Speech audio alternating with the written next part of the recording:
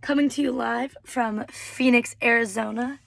And Earl and I just got done with a Cure SMA conference, and we are currently about to go on a walk. But before we do, well, we're going on a hike with Ability 360. But before we do, we got here early, and we are sitting in the van to give you guys a story time of our travels and our adventures coming to Arizona from Missouri. Oh, yeah.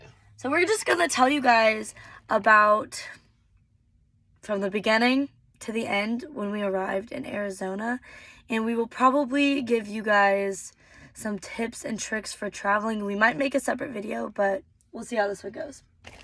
So our flight was at 5:20 in the morning, which is a very early flight, and it's a difficult flight, especially if you are a wheelchair user, a power chair user who needs assistance.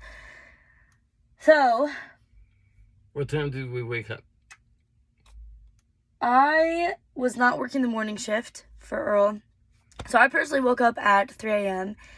And what time did you get up? I woke up at 1:45. In the morning to get ready to get to the airport. Now, here's the thing. I have a rule. I don't care what airport I'm in, if it's small, if it's big, I try and get there 2 hours early. Now, sometimes I go through the airport, and especially as an able-bodied, it's super easy for me to go through airports. I just carry my own stuff, go through, especially when you're traveling by yourself. And, I get through sometimes within 20 minutes, and I'm good. I'm just chilling at my gate, which I prefer that. But then sometimes you get there 2 hours early and you're making it to your gate 20 minutes before they're boarding, because it can take so long, especially depending on the airport and the time of day. So I would say that Earl and I arrived at what time? Like 4:20? Yeah. So we get there at 4:20. Our flight leaves at 5:20. It started boarding at 5:05. Now, St. Louis Airport is not a very big airport, and it's pretty easy to get to the airport in the morning.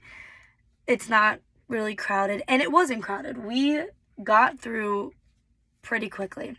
However, when you are someone that uses a wheelchair, when you check your bags, the first thing they ask you is, oh, what type of battery do you have? How much does it weigh? Do you need it? We had a connecting flight. They're like, do you need it to come to you at the gate or at the transfer airport? And the jet bridge. Yeah, the jet bridge. So they ask you all these questions, and then you show up to your gate, and they ask you the exact same questions, kind of twice. And they're written on the chair. And they're waiting on the chair. They're doing all these stuff. So Earl and I, we get there. We go to TSA. Now, able-bodied person who doesn't have any health concerns, problems, no metal in my body, I can just go through the scanner, no problem. I don't have to get assistance or have a pat down. So if you are not able to go through the screening scanner thing, you have to have what they call a pat down. So that is what Earl needs to do. Now, we get there, and, they're always rushing you. Like, they don't want you to stand around. They don't want you to wait. They're just like, go, go, go. So we go, and I chose the scanner where you don't have to take anything out of your bags, make it easier. And we had to fill up multiple buckets to put all of our stuff. And my stuff goes through, and I was waiting to go through the scanner until Earl kind of went through. But I look over, my stuff already went through, and they pulled one of his things to be checked. And this usually happens with medical equipment. Something always shows up. They pulled his suction machine, if you know what that is. I guess probably because the battery in it. They're like, what is this? So they needed to check it. If you're unfamiliar with flying, whenever they pull something, they wait for the owner of that property. And then once you go over there, they ask you, is there anything harmful, anything I should know about before I open the bag? And you basically watch them open the bag. So I see that they pull our stuff. The guy's looking around waiting for someone to come through. And I'm like, okay, Earl, I need to go through. So I go through the scanning, and I go get my bags checked, or go get the bag checked. It's all fine. And now I'm waiting for Earl.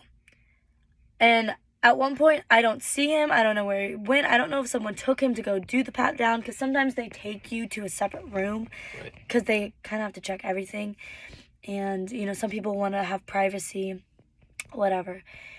I can't find him. So I'm asking TSA personnel. I'm saying, hey, there's a guy in a wheelchair that needs to be pat down. He needs to get through. We have a flight. Can you go and find somebody? Can you go find someone to do it? And they kind of just give me a rude remark, and they're just like, well, we're waiting for someone to be free. Keep in mind, I'm asking people that are standing around. They don't look like they have a job to be doing. Obviously, that's a perception. I don't know. Maybe they were doing something, but to me, that's what it looked like. And then I finally ask a lady, I'm like, hey, I'm a caregiver of someone. They are a wheelchair user. They should be over there. I can't find them. I need to make sure that I can see them. She goes, she finds him, and she comes back and she goes, well, he's blocking the way, and you actually need to tell him to move.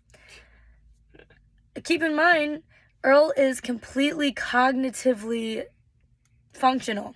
If he wasn't, I definitely would not have gone through this scan. I would have stayed with him. He's fine, you know. So I want you to kind of, Earl, tell them what happened on your end while I was waiting for you. So they told me to wait here by the gate. Okay, so it's by the gate. But the gate is right in front of the scanner that people stand in. And then somebody else is like, hey, you, get out of the way. So I get out of the way. And then somebody comes in, and I'm waiting, probably 10 minutes. Nothing. So I go up to somebody and I say, I'm sorry, but I've been waiting for a long time. And they're like, yeah, we're real busy. I said, yeah, I know. But literally 20 people have gone by. And I still have a flight to check to get to the gate for. And they say to me, well, don't sit there, sit over there. And I'm getting farther and farther away from where I think Melissa is. Of course, I don't know where she is. I haven't seen her. And eventually, I just go up to somebody and I say, look, I got to get through that door. I got to get through now, or I'm going to miss my flight. And finally, after 15 people had walked by, TSA people, 2 people come and they go, okay, we're here for your pat down. I'm like, ugh. And then right about then you showed up and we walked over to an area, a very public area, and 2 guys are like trying to figure out what they're supposed to do. And I don't know, you want to tell them what happened? I believe that there was 2 people. So I think one of them was in training and the other one was kind of supervising. And, you know, pat downs in every airport is different. And they'll be more strict on some things, more relaxed on others. Sometimes I've seen them swab Earl's arms, his neck, inside his earlobes, like bottom of his shoes, tires, everything, because they're checking to see if there's like drug residue or explosives, anything like that. They did swab his shoes, but they were very communicative of what they were about to do. And I mean, Earl is definitely getting frustrated because he's like, I don't care, just do it, you know. But that is their job. That is saying, do whatever's fast. Yes, we get what you have to do. But I think there was a misunderstanding of his capabilities. So they were asking him to raise his arms. He can't raise his arms. So they were having me do it, which was nice that they were letting me stay there and talk with them and kind of help them. But there's just some areas on a person's body when they're a wheelchair user, like Earl, you can't reach. It's not, I mean, unless you want to just completely take him out of his chair and put him on a bench or a table and just strip him down naked. It's impossible. They wanted to check, his behind and his genitals, and they were so concerned that they couldn't reach his genitals or, his bottom. And I'm like, I'm sorry, unless you want to force your hand, you can't. This is not possible right now, especially where we are. And that took another 20 minutes. So then finally, another thing is, so this is his lateral support. Yeah. Side support. His side pad. And they had me take these off so that way they can check his area over here. Well, once they're done checking it, I really needed to put it back on. So the way that Earl breathes is he kind of leans over, and when he's leaned back, it's harder for him to breathe, for one, and it's very uncomfortable. And the guy takes it away from me, so I can't put it back on. I'm like, excuse me, sir, like, I really need to put this back on him. And they were ignoring you. And they were ignoring me, and they were like, no, you have to wait. I'm like, no, he can't breathe. I just got to, I'm like, he can't breathe, I need to put this on right now. This is going to be a medical emergency if you do not give this to me right now. So finally they give it to me. And then while I was doing that, they're patting down Earl's legs. Now, Earl uses a leg bag. Lots of people use it. Very common. To someone that doesn't work with someone with disabilities, I guess it's not common, and maybe they don't know what that is. And they're like, what is this? Is he have something on his leg? And I told him, I said, oh, it's a leg bag. And the guy that was supervising gets mad and turns to me and he goes, next time you should tell us that. Well, first of all, why should I know that that's what you need to know? Also, again, Earl can speak for himself, so it would be his responsibility to talk to you. It is not my responsibility to talk to you. I am not Earl. I've never had a TSA person ask me about a leg bag. Yeah. The others are all cool with it. Like, yes. Oh, I know what that is. Mm-hmm. And I've traveled quite a bit with people with disabilities and people who have used leg bags, and they've never said, what is this? You know, like, why didn't you tell me? I've also had TSA people who have told me that I can watch, but I'm not allowed to touch the person or talk to them. Like, I remember I was with one person, and they told me, they said, excuse me, ma'am, you cannot talk to them. And I just said, like, I asked them a question. I don't know. Anyway, back to the story we were originally telling. So this gets done. Then we have to run to our gate, essentially. Roll as fast as we can. Now we're late. They had already started boarding. They had been boarding for 10 minutes. And if you know, if you've ever flown, usually if you're a wheelchair user, elderly, special, any type of special needs, you board first if you're a priority boarder. So Earl would be a priority boarder. And we're the last to board. So, you know, we show up. I'm like, okay, listen, I'm carrying him on. We don't need an aisle chair. So I carry him on. And everyone on the plane's looking at us like, whoa, look at her. She's like carrying a man on. So that, and I'm saying this because that means they know that I'm carrying someone on. They probably assume, oh, he probably uses a chair or some type of device to get around. Right. No problem. Nothing wrong with that. You know, we're not really holding up the plane. It wasn't time to leave yet. It was final boarding call, so people can still board. Mm-hmm. But now the issue comes with loading his chair on. We're sitting there. We don't even know what the delay is. Mm-hmm. And then all of a sudden I think, uh-oh, it's probably us. Yeah, they can't get his chair on. So the people that are the ones that put the chair on, you know, they come talk to the flight attendant asking for help. So I actually get to go off the plane and outside of the plane to maneuver the chair. I recline it and tilt it to get smaller, basically, for the height of the chair to get smaller. So that way they can fit it on the plane. So I finally do that.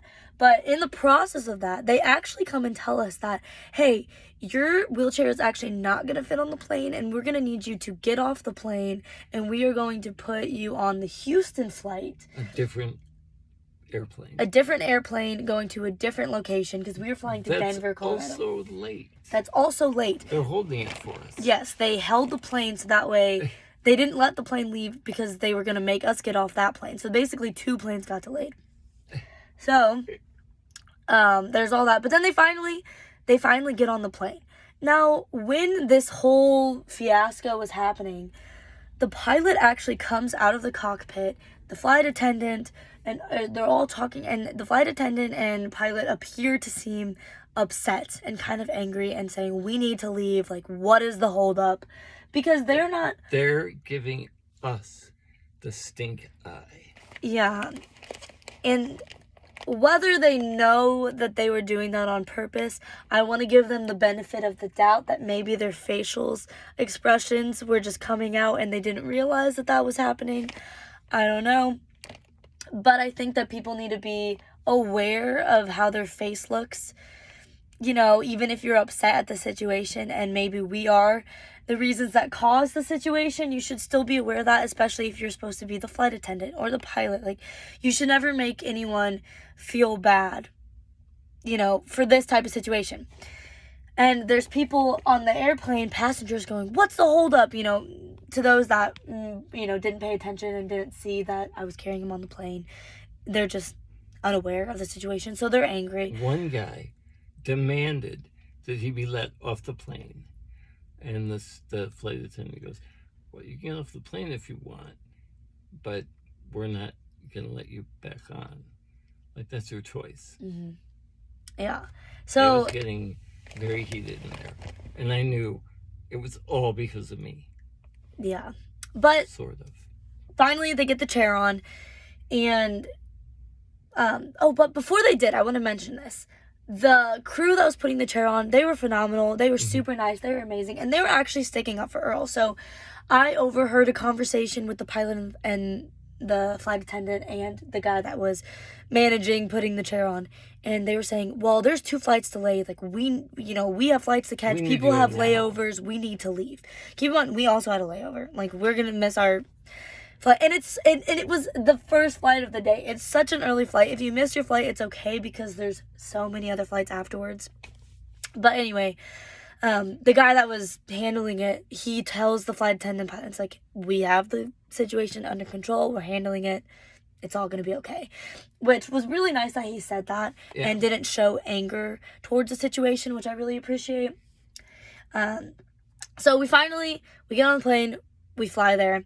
We fly to Denver, and we get off the plane, and we realize that something's wrong with the chair. His joystick. So I'm going to explain what a joystick is for those that you don't know.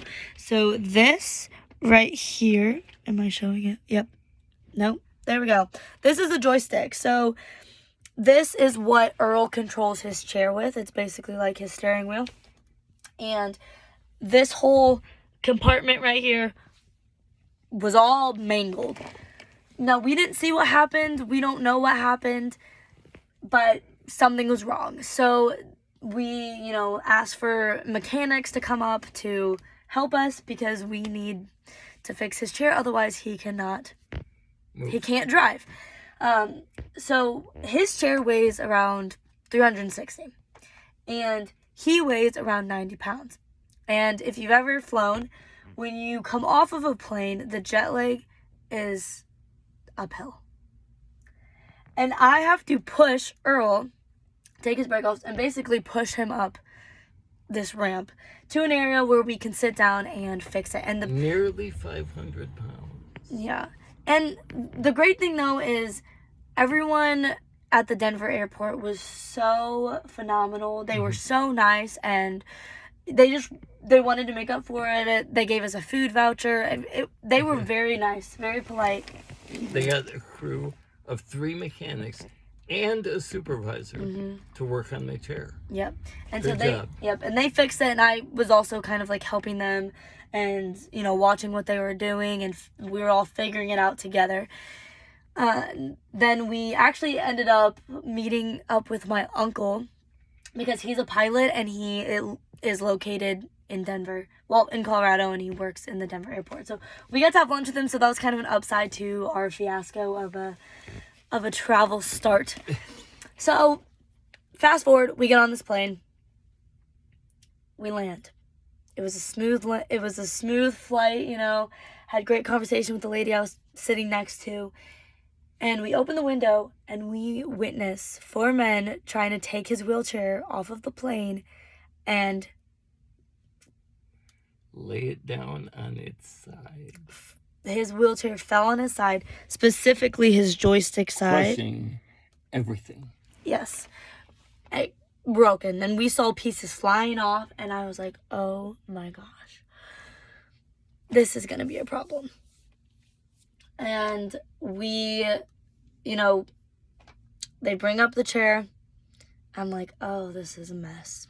This is a mess. I say, get your mechanic. Tell him to bring his tool.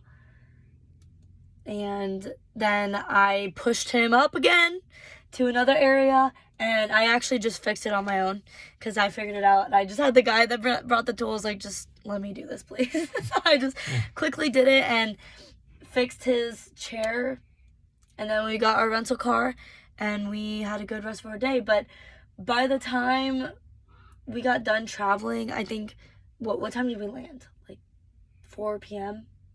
No, earlier. It was about 2. Oh, 2 p.m., yes. It was 2 p.m. But it was a very long travel day. And, you know, with having a wheelchair and having it break, it's heartbreaking. Especially because we don't know if it's fixable. It was very lucky that both times we were able to get it running again. But what happens when his chair doesn't get fixed, doesn't work?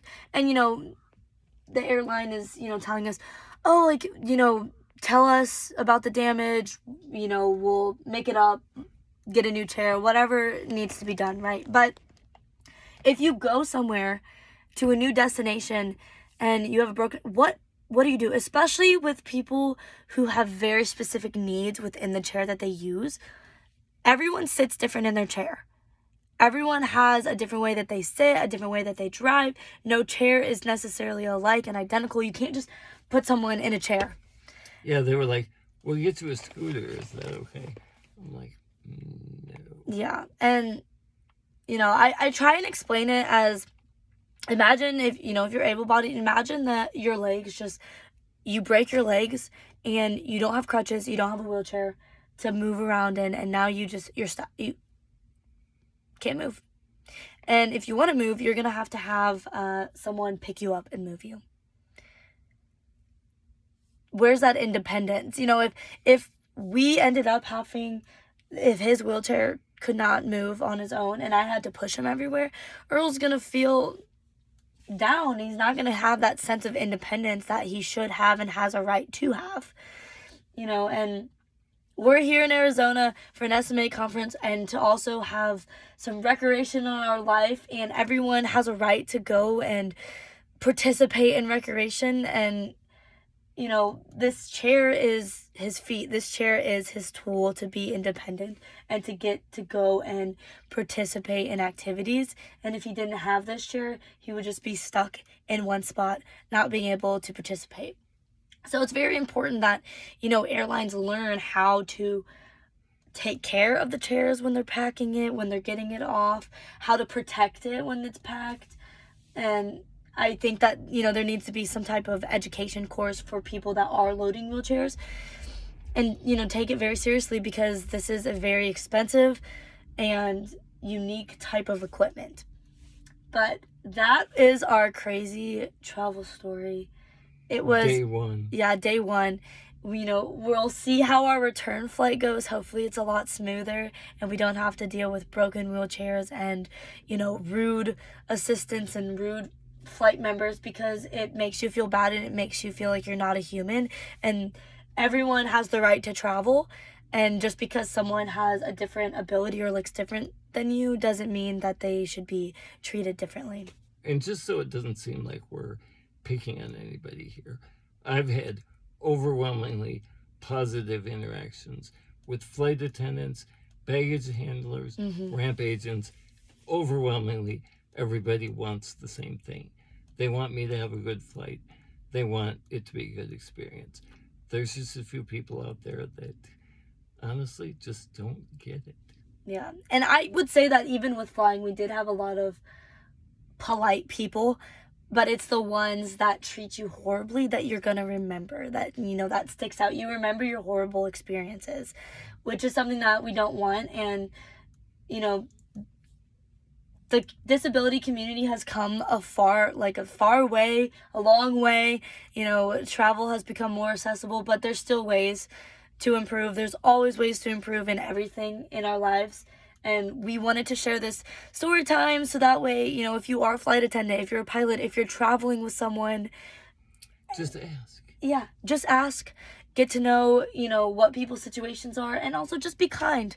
Be a kind human, be an understanding human, and be patient with people. We hope you guys enjoyed our story time, and we'll see you later. Bye.